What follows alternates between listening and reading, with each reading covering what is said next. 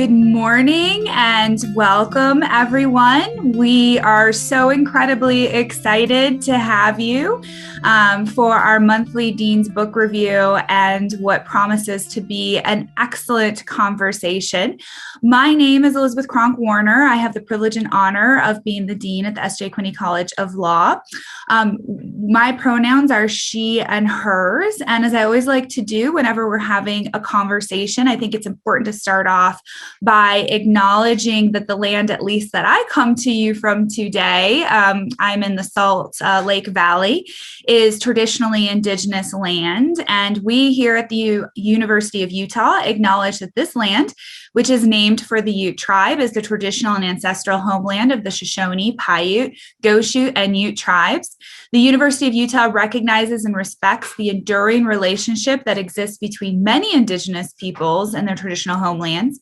We respect the sovereign relationship between tribes, states, and the federal government, and we affirm the University of Utah's commitment to a partnership with Native nations and urban Indian communities through research, education, and community outreach activities. And what a better way to come together today at the end of Women's History Month with these amazing women that are joining me here today to talk about a really important topic, that of gender discrimination, both nationally, but more specifically here in Utah.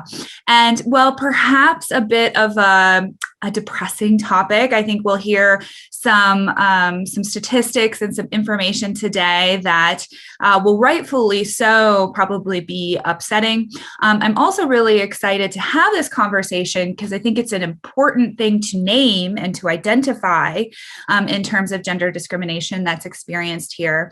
But also I think many of our panelists are going to have thoughts on how we might work to improve the situation moving forward.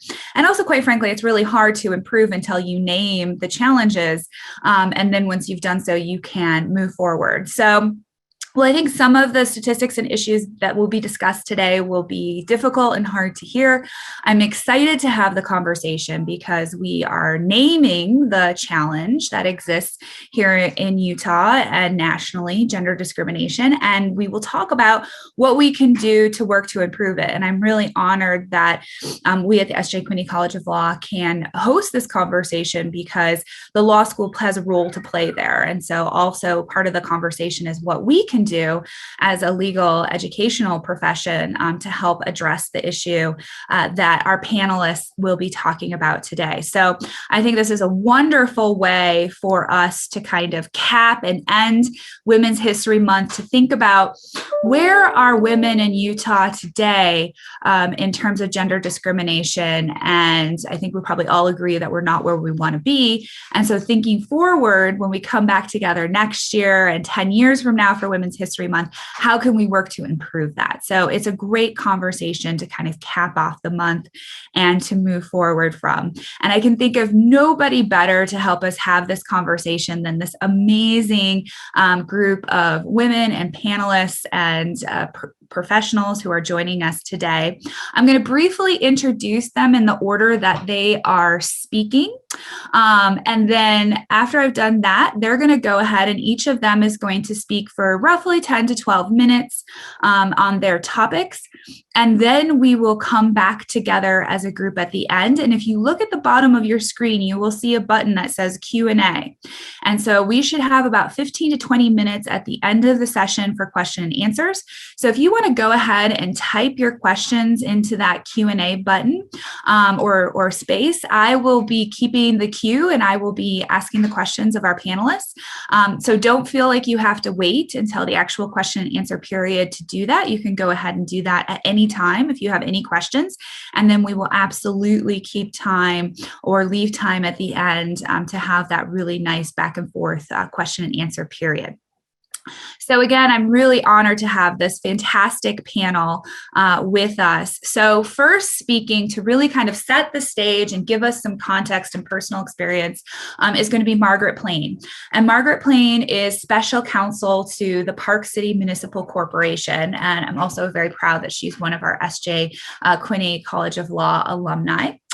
Following her, we will next have Mica McKinney, who's the Vice President of Legal Affairs and General Counsel at Utah State University. So I'm really proud that we have a representative from our sister university, as this is an issue that I think all of the Utah institutions are really seized upon and working on. And then we will also have Dr. Christy Glass, who is a professor of sociology and interim director for the Center of Intersectional Gender Studies and Research, also at Utah State University. So again, an amazing panel. So glad that they can join us. And so with that, I'm going to turn it over to Margaret Plane to set us off and really set the stage. Margaret? Great. Thanks, Dean Kronk Warner. And good morning, everybody. It's really an honor to be here and to participate in this discussion about WLU's 2020 study, Barriers to Advancement. I hope many of you have read the study. If you haven't, a warning. It's a sobering read, right? But it's a vital read for all of us who practice law, who work in law firms, government settings, on our own, and just for the community generally. Conversations like this are so important, and so I'm really glad we're having this. And again, thank you to the dean and the law school and my fellow panelists for making space for this conversation. First, a bit of housekeeping. I did not work on the 2020 study. I do not deserve any credit for it. And I just want to thank the dedicated committee and the dedicated researchers who participated and did this excellent work that I'm so grateful for. So I just wanted that to be clear from the outset. My role this morning is to kick off the discussion and really provide high-level context with a nod to Women's History Month. Mica will then detail the trends and the data before Dr. Glass discusses key findings and best practices. So, Women Lawyers of Utah is celebrating its 40th anniversary this year. And when it was founded, it was done to encourage and assist the advancement of women in the legal system and the legal profession.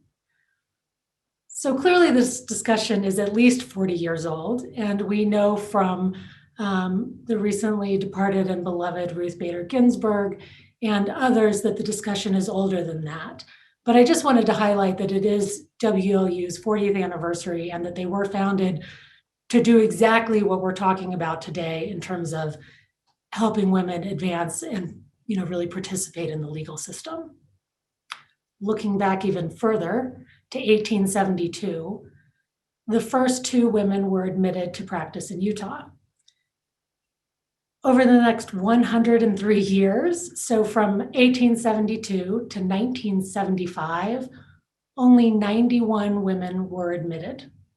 It took until 1976, when 28 women graduated together, for Utah to reach 119 women in the law in Utah. So we call those women the first 100. And we're grateful that there were 119, but it did take 104 years for that to happen. WLU and some wonderful partners produced a documentary highlighting these trailblazers. It's called Women Trailblazers in the Law, the First 100 Women Lawyers. I just mentioned that. You can find information about it on their website, but it's a true celebration of the history and how we got to where we are today. Fast forward to 2006. In 2006, women lawyers launched an initiative and to look at 2 questions. 1, do law firms face greater challenges retaining and promoting female attorneys than male attorneys? And 2, if so, what concrete, unbiased actions can Utah law firms and attorneys take to meet these challenges? In 2006, just side note, I was the immediate past president of Women Lawyers.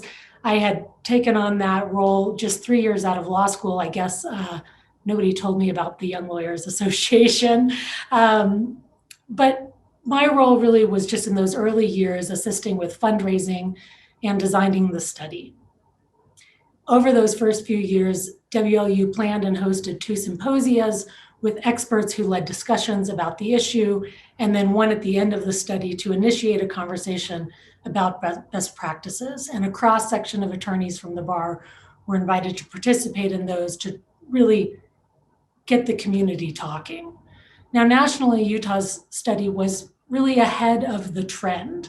Best as I can tell, the New York Women Bar Association claims to be the first to do a similar survey, and that was in 2007. The National Association of Women Lawyers launched a nationwide survey a little ahead of the curve in 2006. Their 15th annual survey is currently in the works, and they look just at law firms. So while Utah lags in too many areas, like women's representation in the law and the wage gap, women lawyers' work is really a shining star and a bright light. And I'm so grateful for that, because I think they were ahead of the national curve in digging into this issue with a true study. I think Utah State Bar is also often on the bleeding edge of innovation in the practice of law. And I want to give an example. On a parallel track with WLU's 2006 launch of the initiative, the Utah State Bar was looking at a statewide mentoring program at the request of then Chief Justice Christine Durham. This was in light of a paper written by Justice Scalia, Judge Taha from the 10th Circuit, and Alan Sullivan from Snell and Wilmer. I was asked to co-chair the committee that developed the mentoring program contemplated, and the Supreme Court approved that program, which became the new lawyer training program, 1 year before WLU's 2010 study was published. I mention this not just to show the innovation of the Utah State Bar, but also because I believe it relates to one area of progress identified in the report, which is greater access to mentorship. Now, you'll hear more about this later, but in the study, women lawyers reported greater access to mentorship in 2020 than they did in 2010. And this suggests growing career support for women, which is fantastic. But I don't think we should dismiss the effect of the NLTP coming online in about the same time frame. So we can come back to this. That's, don't want to take the air out of the balloon of one of the areas of progress, but I do think that those parallel innovative programs need to be looked at together. So after the study was released in 2010, WLU's work continued. They developed some model practices for flexible work arrangements and parental leave policies. And that work and all the conversations around the initiative were incredibly valuable and led to what you're here to really hear about. But I just wanted to set that stage and remind us how we got here. The 2020 study does a fabulous job of comparing the 2010 data with the 2020, and that was by design. As Mica will discuss, the 2020 study actually replicated some of the questions from 2010.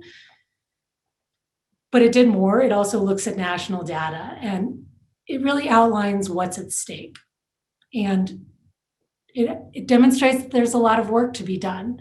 Unfortunately, women's progress in our profession over the last decade has been slow and incremental at best.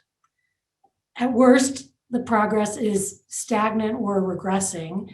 And I've now, been a member of the Utah Bar since I graduated in 2002.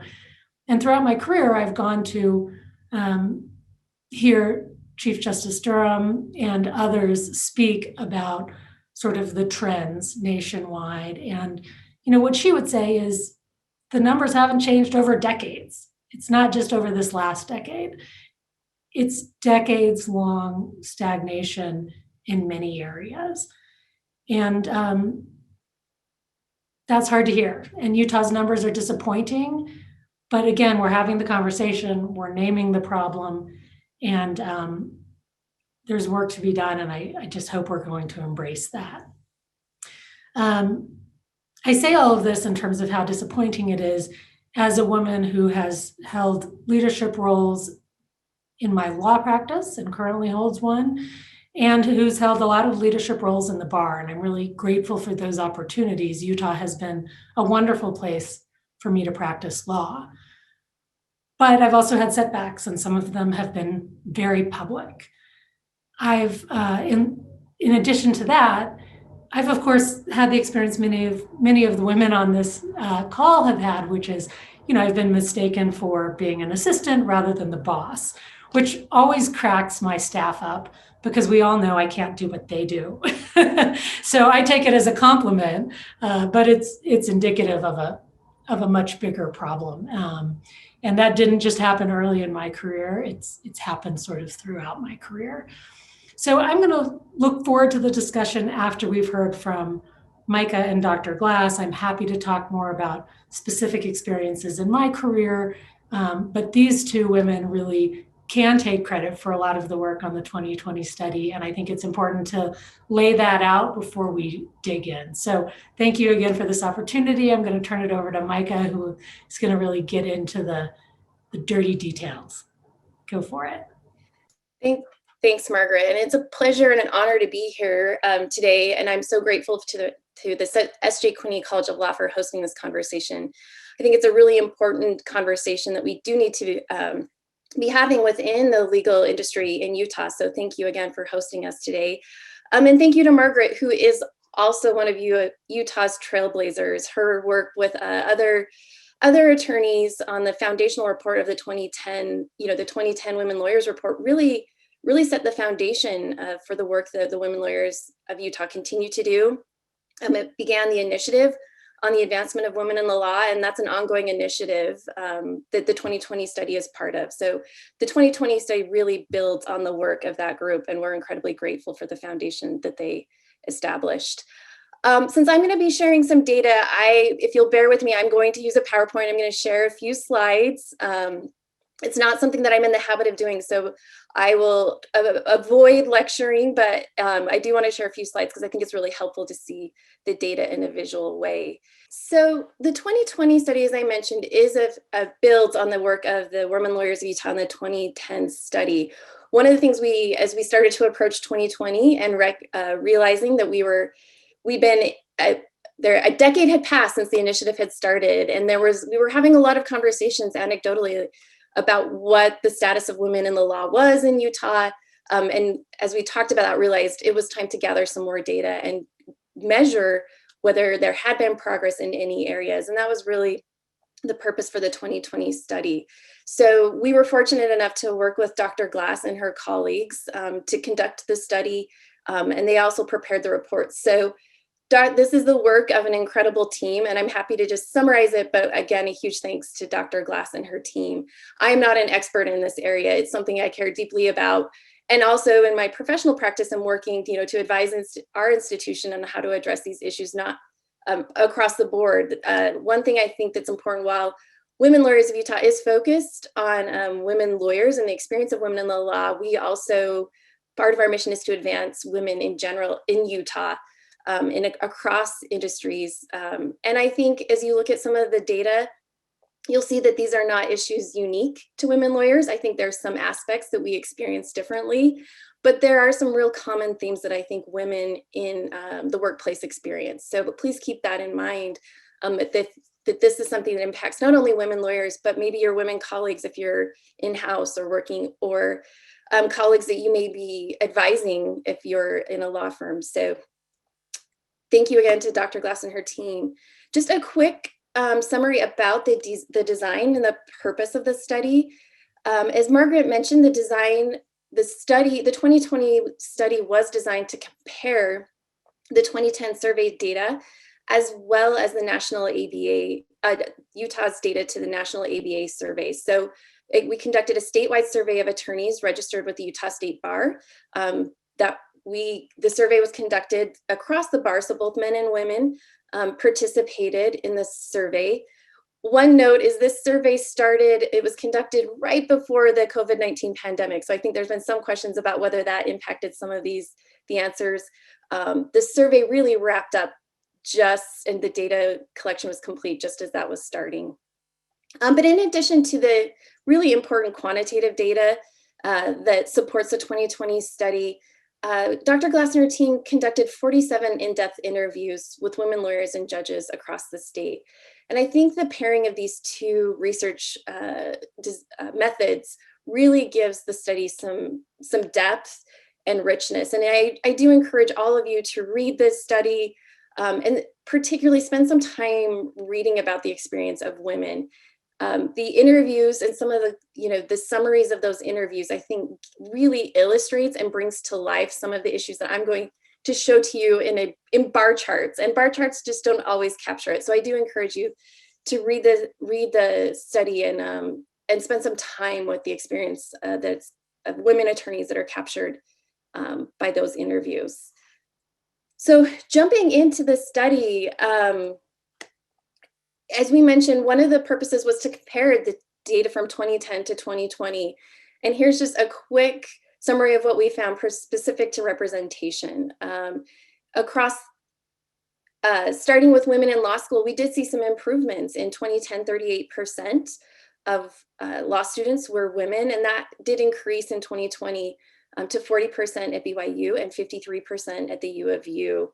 That shows that Utah is actually making headway towards meeting national trends and also just generally parity within our law school classes.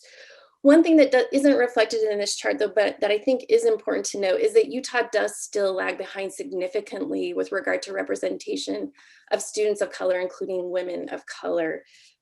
Right, nationally, 33% of law school graduates are persons of color. In the state of Utah, at BYU, that's 18% of the student body, and at the U of U, students of color make up 15%. So that is one area where we still lag behind, and I think there's additional work to do.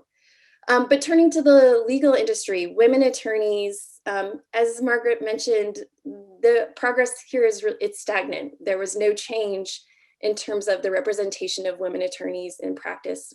That number remains only 23% of attorneys in Utah are women. Moving up, I suppose, the career or the ladder, and looking at leadership positions, we looked at partnership as one proxy for leadership. And there was also very little change there, an increase of only 1%. So in 2010, 11% of partners at law firms were women. And in 2020, that increased only to 12%. As you can see, compared to the national data, Utah lags behind. Not to say that the national data is great either. We still have a long way to go as a country towards parity in leadership positions, but Utah in particular lags behind in that area. Again, representation of women of color is even lower, and I think of significant concern. Also, representation in that area remained stagnant. You'll probably hear us today talk a lot about representation, and I do think this is something that's really important to focus on and talk a little bit about why representation matters.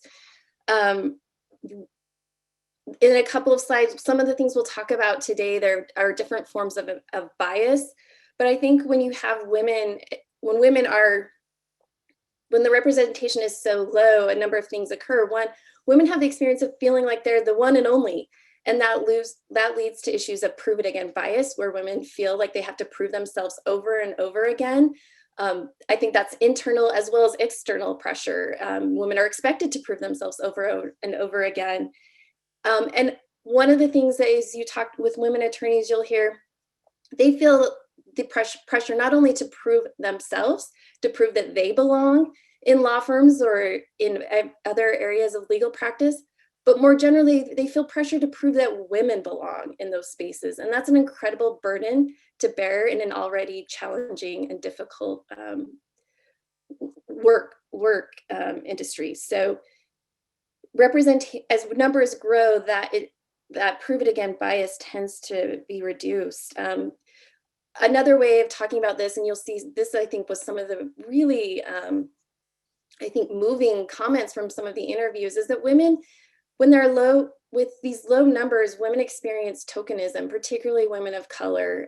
And again, that's a minimizing of their role and their contributions. And I think tokenism often leads to external perceptions that people are less competent and in roles because of because they're a woman or a woman of color, and not because of their skills and competency. So these representation really tends to undermine women as they try and move forward.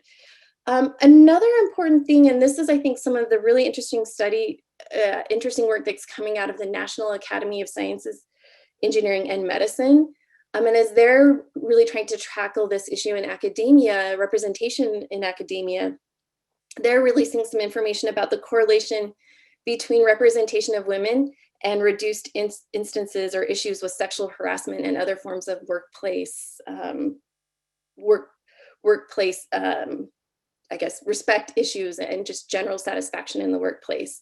Some of their data is showing as representation of women in leadership increase, there seems to be a corollary decrease in these issues. So it's incredibly important as we talk about some of the experiences that attorneys have that we increase women's representation.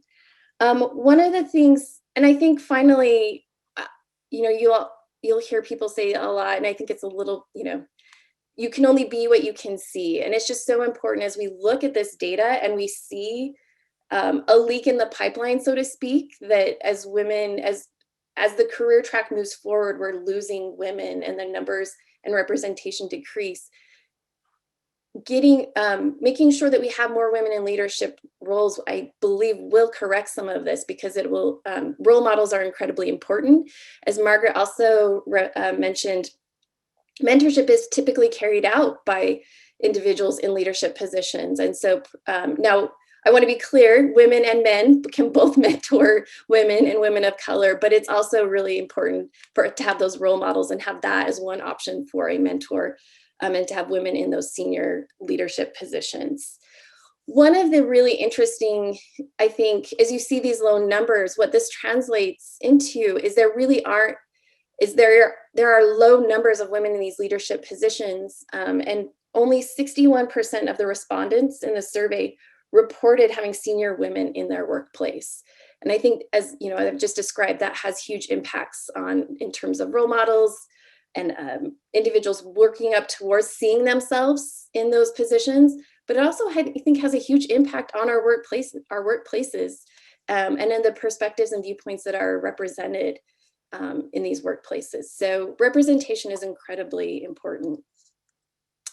And the next thing, I've alluded to issues in the workplace, women's experience in the workplace. And I think looking at the 2010 data compared to the 2020 data is really, really eye-opening. As you'll see in this chart, in 2020, there was an increase in the women's reports of experiencing harassment, unfair treatment, and sex discrimination. Not surprisingly, there was a decrease in women's optimism about promotion. And it's hard to, we haven't connected all of these issues, but I think there's probably some relation there.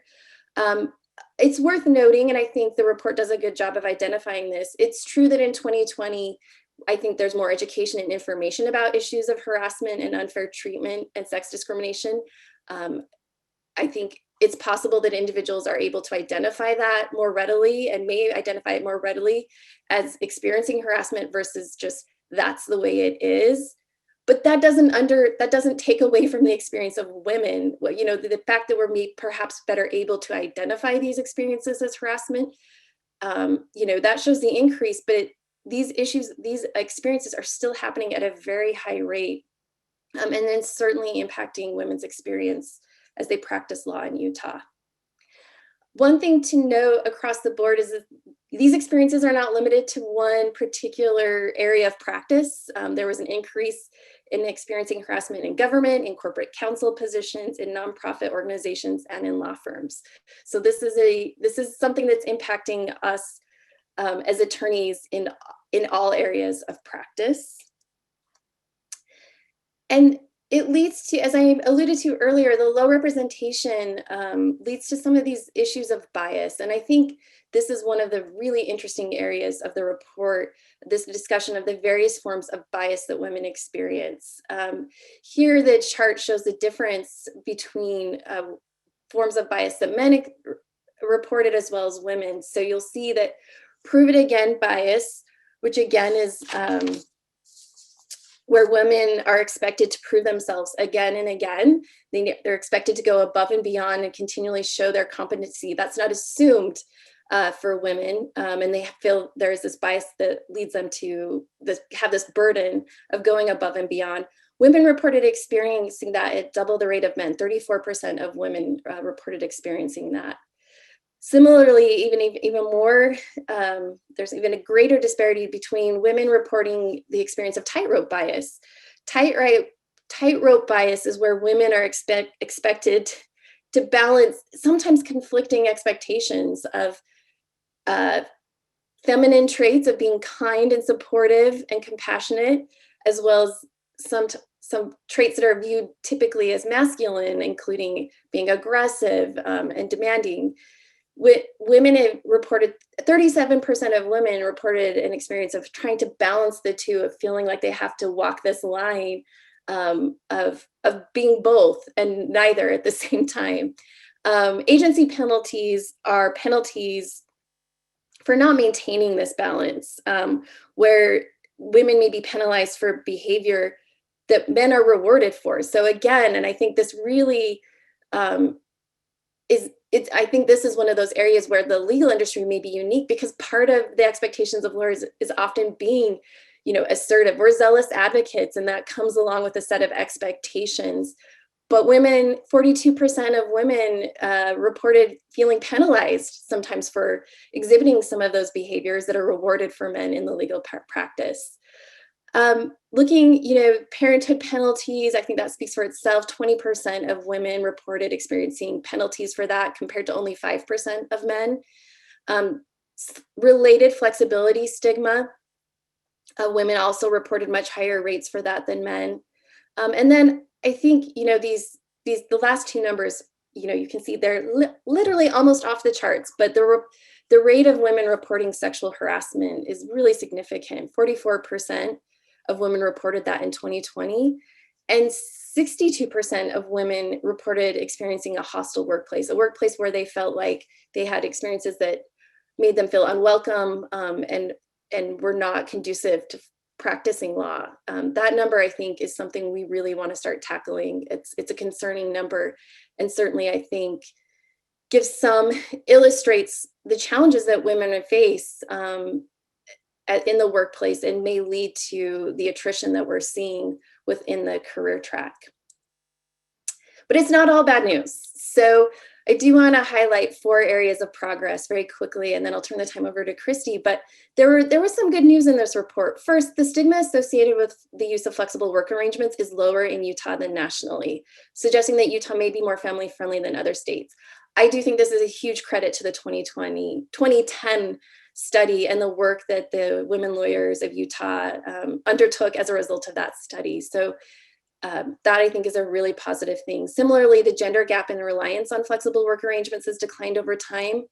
One note, I think, as we look at some of these areas of improvement and things to focus on, is that when we make the work experience for women better, we make our communities better, and we make the experience for all attorneys better. And this data reflects that. Finally, in 2020, men and women were more likely than in 2010 to see a long-term future in their current position. I think that's something we absolutely want to build on and focus on, and ensure that we are supporting women attorneys and all attorneys in growing their careers. And then finally, women lawyers reported greater access to mentorship in 2020 than they did in 2010. I think that's a really important data piece. You'll see, as you look through the report, one of the suggestions that women made about how to address some of these issues is creating more mentorship opportunities. So seeing that there's greater access to that, I think, is incredibly important. One just final note: this work was not completed without generous support of our sponsors.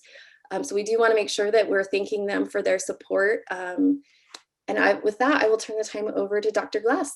Thank you so much, Mica. And again, just to reiterate, thank you so much, Dean, for providing the space for this conversation. And I want to express my gratitude to Mica and Margaret and all of their partners in the Women Lawyers of Utah and beyond for the foresight to recognize that we can't solve problems unless we know where and what the problems are. And one of the most powerful bias reducing mechanisms that we have at our disposal is data transparency.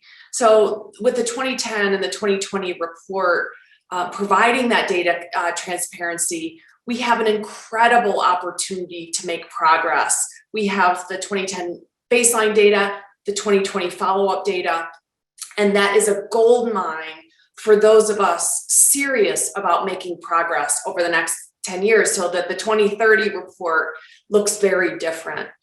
The bottom line of the report for me is that we're wasting a lot of legal talent in Utah. If we in our organizations are not recruiting, retaining, and advancing the most talented individuals, our systems, our organizations, our processes are fundamentally broken. And in the course of conducting this research, particularly in speaking to so many women in the legal profession across the state, I and the research team came to really understand that the hurdles and the barriers that white women and women of color have to jump to survive, much less to thrive in Utah's legal profession, are way too high, and we have to fix that. As I said, the good news is, thanks to Margaret and Mica and others, we have this data source that point us in the direction of how we can begin the important, vital, urgent work of reducing bias and eliminating barriers. So how do we do that? Where do we go from here? Well, I think we have to begin by shifting how we think about bias. Research finds that we overwhelmingly underestimate the existence of bias and the impact of gender and racial bias in our own thinking and in our organizations. We suffer from what's called a bias blind spot. We acknowledge that bias might be a problem, but it's not a problem for us, and it's certainly not a problem in our organization. The other common kind of story we tell is that these problems will go away on their own, that over time we'll see inevitable progress. And I think the contrast of the 2010 and 2020 report suggests that that's simply untrue, that reducing bias and making progress requires concerted and sustained effort. And then when we do address bias, we tend to focus in a really limited way on fixing individuals. So we often focus on, our model of why bias happens is a model of the bad apple. There are just some bad apples, and if we could just kind of fix them through mandatory diversity training, right, this will go away. Or even more perniciously, I think we focus on fixing women, right? The lean in type of approaches. The messages women receive are, you just have to be more assertive or less assertive, or, more competitive or less competitive. But these individual approaches fail, and they fail because they do not conceptualize or address the systemic nature of bias. And the report shows, gender biases and racial biases are systemic and patterned and robust over time, and no amount of fixing individuals is going to address the systemic nature of that. So once we shift our thinking about bias and start to recognize the systemic nature, then we can begin to shift our approaches to disrupting bias. We can stop, I hope, treating the work of equity and inclusion as a side hustle, as something that is done kind of in addition to the core mission of our organization, or as the responsibility of women and people of color. All too often, we kind of dismiss this work and assume that it is the job of those most impacted by bias to also fix the bias. And of course, that assumption is absurd. So when we move the work of inclusion to the center of everything we do, it becomes part of the core mission of our organization, of our professions, not something that we do on the side or in a training once or twice a year. And when we do that, we're able to better hold ourselves and everyone else accountable for moving us forward. This is an all hands on deck kind of issue. So then we can begin to interrogate our processes, our norms, the practices we use in everyday evaluations of people. So, what does that look like? Well, we need to apply a higher standard whenever we're evaluating people, be that for recruitment and hiring, for performance evaluations, for advancement, or any other kind of evaluation of people. We have to apply a higher standard of objective evidence, transparency, and accountability. When we take the kind of a systematic approach, right, we're critically evaluating our policies and practices to see how and where we can apply objectivity, transparency, and accountability to help us start to disrupt bias and limit the role of bias in shaping outcomes. The good news is that there's excellent social science data suggesting that factors like representation, formalization, transparency, and accountability work. They transform organizations, they reduce bias, they create more opportunities for talent to count, as opposed to things like gender and stereotypes or racial bias to count. And what these factors taken together achieve is what's called discretion elimination. They limit the extent to which highly subjective opinions, stereotypes, or assumptions can drive outcomes. So more specifics, where can you start? Start with numbers. As Mica mentioned, one of the greatest predictors of bias is underrepresentation or placing women or people of color in token positions. So look at your teams, your cases, your organizations, your leadership, and see where you have those imbalances. Start there. Begin to build representation. And I want to echo what Mica said is, move beyond the one and done or the twofer type of representation where you have one or maybe two in roles and you consider your work done. And, that creates it's not only not going to transform your organization, but it's going to create intense pressure on the folks who hold those token representations. It's going to make it a lot harder for them to do their best work. So then representation is one, and then take a hard look at your evaluation processes. How are you evaluating people? I would urge every single one of you to eliminate kind of gut feelings or ideas about cultural fit from your vocabulary. These research finds that these kind of going with your gut or looking for fit is really code for people who look like me and make me comfortable. So as long as you're relying on those subjective evaluations as opposed to objective evidence and data of skill, of experience, of capability, you're gonna lose a lot of really talented people.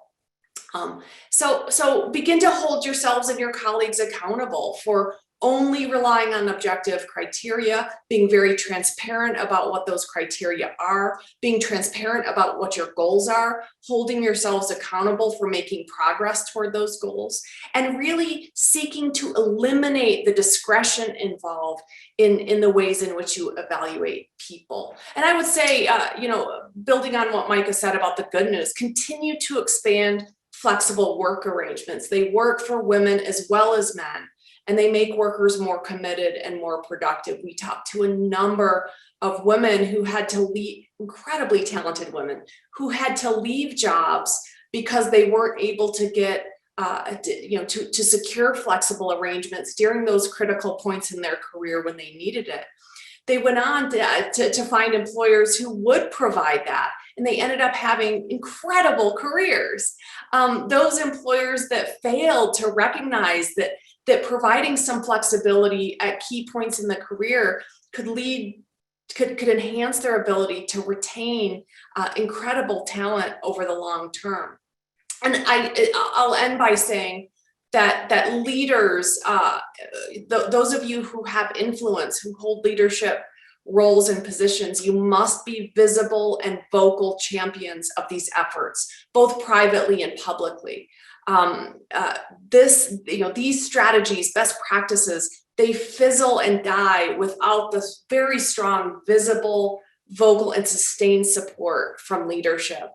So those are just some ideas. I'm happy to talk about more individual level strategies and certainly there's more in the report about actionable steps to take to start to address some of these challenges. Thank you all for that excellent presentation. I do want to echo everything that was said. You know, this issue of visibility and creating space for leadership is something we've really been working on at the College of Law. I'm pleased to say that our senior admin team is majority female, to the point where I actually had somebody made a comment to me about, if we keep appointing female associate deans, people are going to start to think that this is women's work. And I thought, well, that's not such a bad thing. So we're actively working on it, although the point about the intersectionality with women of color is well taken.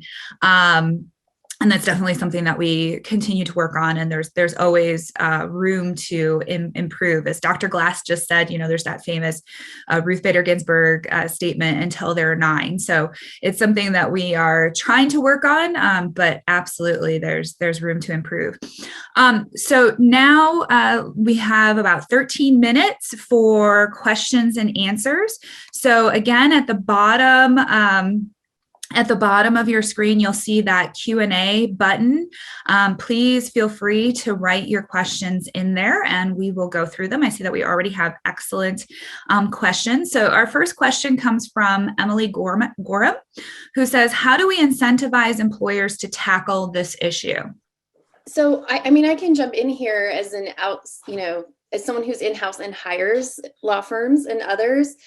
I think we recognize that in the work that we do, it's incredibly important that we have representation, broad representation on the legal teams that are representing entities. And so I think a lot of law firms are starting to see this pressure from corporate organizations, from public organizations, demanding that, that their legal teams that they hire have broad, that are diverse and are addressing diversity, equity, and inclusion issues. I know that's important for many of the matters that we handle, that the legal team reflects a variety of perspectives. You frankly get better legal outcomes when you have that wide variety of perspectives. So I think that's one incentive, particularly for law firms.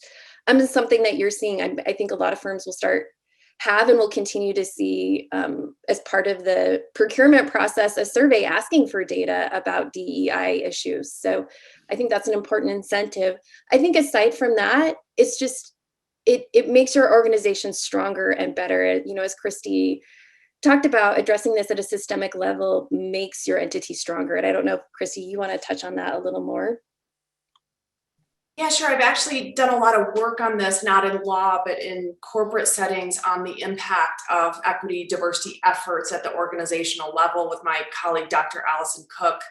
And we find across a number of studies that organizations that are more committed to equity and inclusion among their leadership team reap enormous benefits. Those organizations are more equitable over time. That equity and inclusion actually does, and representation does breed kind of an expansion of equity and inclusion efforts. Those organizations have stronger community relationships, are more innovative, are more productive, are more likely to have work-family balance for men and for women.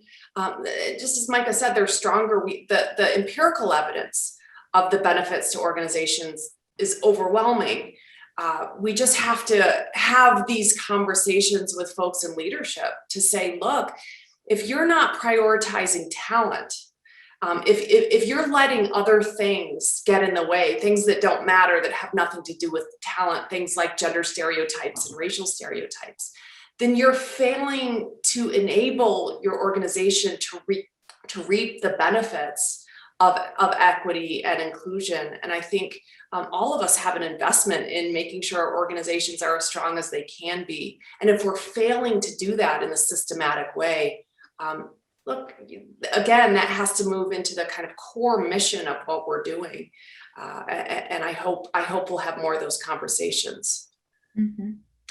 So a couple of tangible recommendations that we've done at the College of Law. So the first is state law requires us to get a bid for anything above $5,000, but for any vendor or purchase under $5,000, we are not required to get a bid. And so one of the things that we've done, it's just a small thing, but I think it has cumulative impact, is to say that for those purchases that are under $5,000, we're going to prioritize women-owned and minority-owned businesses. And so hopefully try to make a difference that way.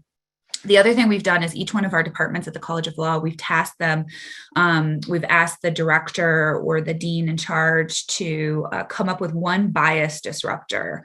So one thing that they're going to do, and we leave it to the head of that department because they know their department and they hopefully know where the biases are in their department, to come up with a way that they're going to actively work to disrupt that bias. And so those are two things that we've been doing to hopefully try to make a difference, because this is definitely a challenge. I also think just changing the narrative a little bit. You hear so often that women, especially women who are caregivers, are critiqued.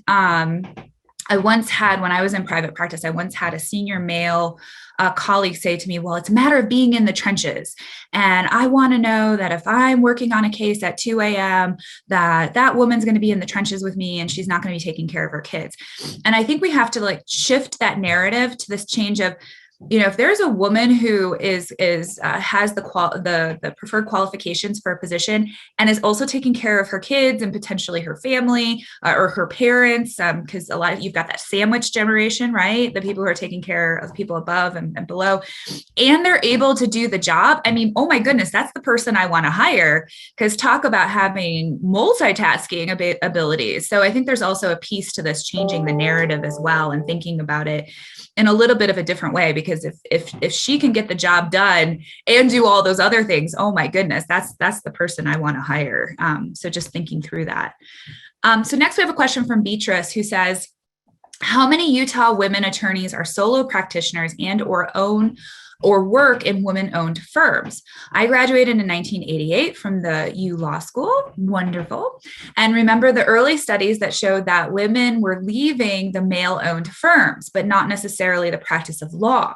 Are the numbers of us working at male majority-owned firms still decreasing? And Mica, maybe we'll start with you. I see you were typing. My screen is saying that you were typing an answer. I just put a link to the section on women's career, an overview of women's careers. It doesn't necessarily address movement, but it does reflect that there wasn't a lot of change. There was actually a decrease in women practicing in solo practice settings. So in 2010, 10% of solo practitioners were women, and in 2020, 7% were. With regard to, I do think going back to the representation, whether it's male owned or not, we certainly are seeing women, there is attrition. Women are dropping out of law firms and not moving on towards becoming partners. So there is still, that leak in the pipeline, or sometimes it's talked about as a broken rung. I do think there's some evidence, and Christy can maybe speak to this better, that women may be moving to other areas of practice, but you'll also see those numbers are low too. It's not a straight line. Women are still dropping out of the careers across the board and across the areas of practice.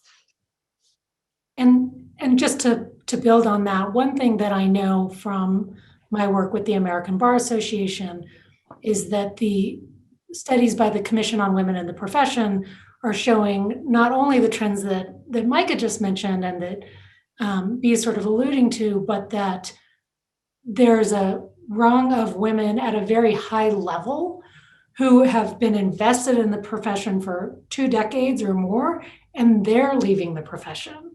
And so that's a particularly challenging problem.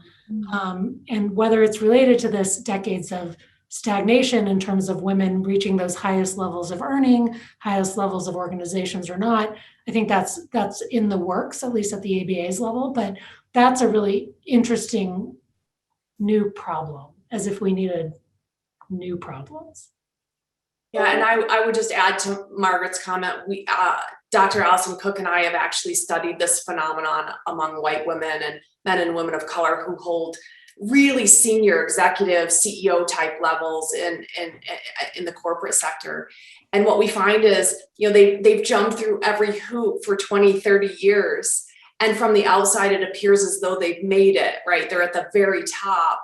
But in the backstage, the stories they told us, they're exhausted, they're discouraged, they're extremely frustrated. They're fighting the same battles that they were fighting, 10, 20 years ago.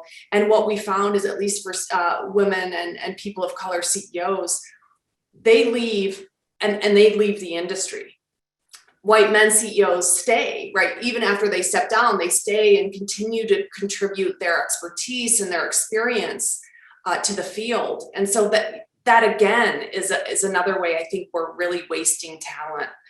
We have this incredible talent pool of folks who've moved up the career despite these challenges, and they're looking for an exit strategy. And that doesn't serve us. That robs us of an incredible pool of leaders and experts and mentors who can make a difference. Mm. You're so right. It makes me a little sad. Absolutely need to think about how to keep those people in the working in the legal profession. We have time for one last question, and I think this is a good question to kind of end on. And it's asking, have you tackled the problem of age discrimination with women in law, where age discrimination impacts women more than men? And I have to say, I had a colleague at the College of Law who made a comment of, there's nothing worse than being a woman above 50 because you are invisible. And so I'd really be interested in your thoughts on the intersection of age and gender. So the report doesn't address this directly. I do think that one of the benefits of the work of Dr. Glass in the survey is we collected a lot of data. And so I do think one of the things we've talked about from the women lawyers is we recognized this as we started out, there was a long list of things we wanted to tackle, and we had to kind of define the scope of the report. But we've talked about looking back to the data, and as we move forward, starting to tackle some more of these areas. So I think that's something that we could look at in the future, relying on the data that we do have in the 2010 and 2020 report, because it did gather demographic data, and I think there's some cross sections that we could look at to answer some of those questions. Anything you want to add to that, Dr. Glass? No, I agree. I think we might actually see some interesting patterns for in terms of age early in the career and again later in the career. We did talk to a number of women in interviews who practicing in the early career were more likely to be, as Margaret mentioned, mistaken for the secretary or the paralegal or anybody aside from counsel. And kind of the dismissiveness that they, being called pet names or, kind of feeling like they've been patted on the head. But those issues, of course, will change later in the career as women get older and face challenges that aging men simply wouldn't face. So I think that's a really promising area for analysis. Wonderful. So great work to kind of set the stage and name the problem, but work left to be done. There are things for us all to seize on and continue to work on. Please join me in thanking our amazing panelists. This has been such a fantastic conversation. Again, identifying the problem, but also thinking about ways that we can make a difference and improve our profession. I really appreciate the discussion, and I can think of no way to kind of end Women's History Month on a sobering comment, but also a hopeful comment as we move forward that we can make a difference and we can make the profession better.